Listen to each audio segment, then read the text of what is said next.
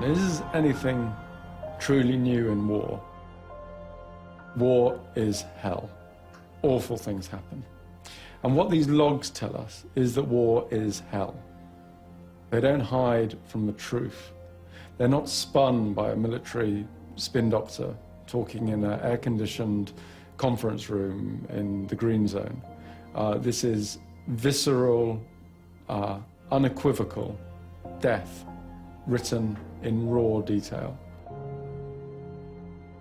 109,000 lives lost over the course of these reports. We're all doing what we can in something so huge that people can and hopefully will study this data for years. This is worth telling, this is worth getting out there. The lack of respect for human life runs like a common thread through the material. These images are of a helicopter crew who have just received orders to bomb a building where 3 enemy soldiers are thought to be hiding. If you'd like, Crazy Horse 1A, you could put up missile in that building. A passerby suddenly turns up. But the crew don't wait. Target hit. You lost missiles. The crew could have waited until the man had passed. This is perhaps a measure of how human life was valued in Baghdad. Private cars being pursued by an attack helicopter.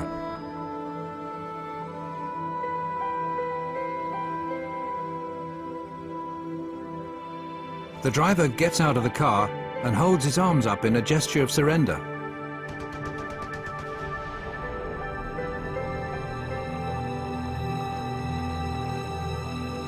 The more horrific the discovery the investigators in London make, the more they get the feeling of being threatened. It gradually becomes obvious that someone's watching their office. I do know that I'm being listened into and monitored by forces. I don't know. I've received strange text messages from anonymous sources. I've received death threats, and they're not very nice, clearly. And particularly the one that talked about my children. I just think that was a bit unnecessary. There's op-eds in the Washington Post saying that our personnel should be kidnapped from Europe.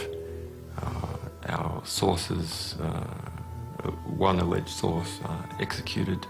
Similar statements by right-wing members of the US Congress. In Washington, the influential public figure Christian Whiten is agitating for the indictment of Wikileaks members, saying they should be treated as terrorists. There also has to be a clear punishment for people who engage in what I would consider a form of espionage, a form of political warfare. It's not an act of journalism or transparency, but an act of political war against us. The US ups its efforts to stop Wikileaks. The payment service provider's money brokers closed down WikiLeaks' account. American hackers suspected of having links to WikiLeaks are detained, questioned, and have their computers confiscated. At the end of the day, things involving the web, I think you find, are less mysterious and new than may meet the eye at first. If you just go beyond, I'd say, the surface, you'll find telecommunications companies that are hosting the servers or hosting the companies that in turn host this information and have made this possible. You'll find banks that provide banking services to these people. You'll find landlords who provide rent to the individuals involved. So to that extent, I'm pretty sure you can peel back the onion and find exactly what this organization is, where it conducts its activities, and which jurisdiction it's subject to most directly.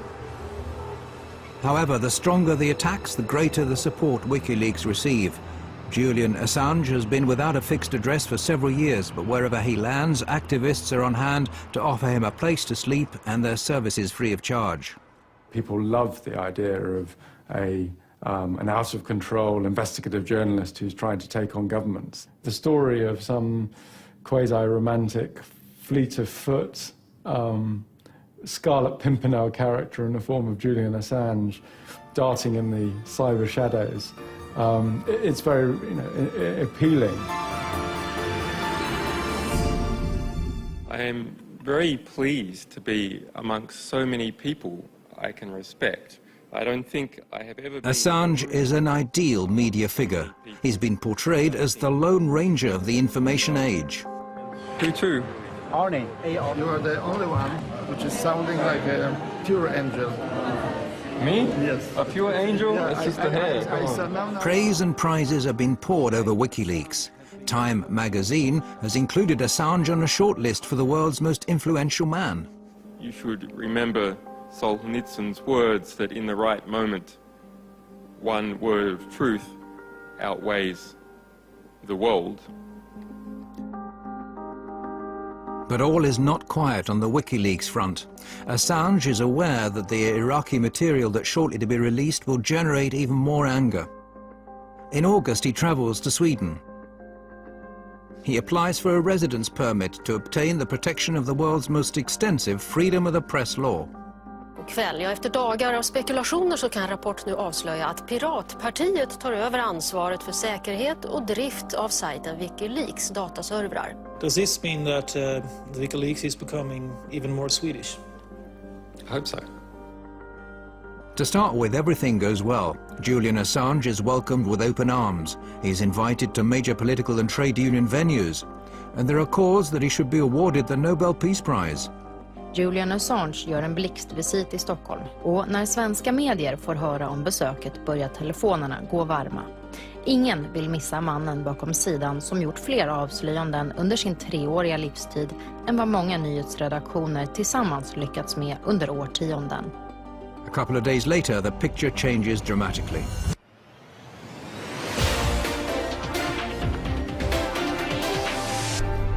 Åklagare har nu beslutat att inleda en förundersökning mot Wikileaks-grundaren Julian Assange.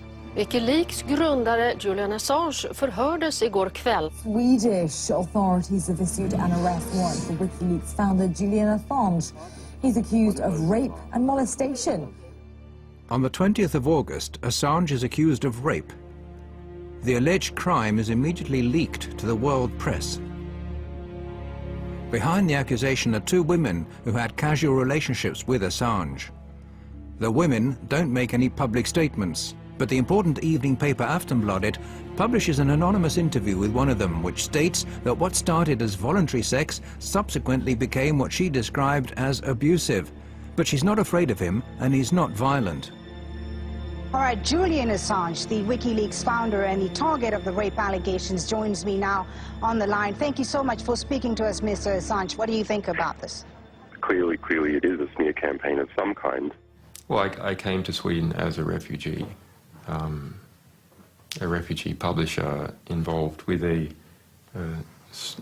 extraordinary publishing fight with the Pentagon, where our people were being detained with an attempt to prosecute me for espionage. So I'm unhappy and disappointed with how the Swedish justice system has been abused.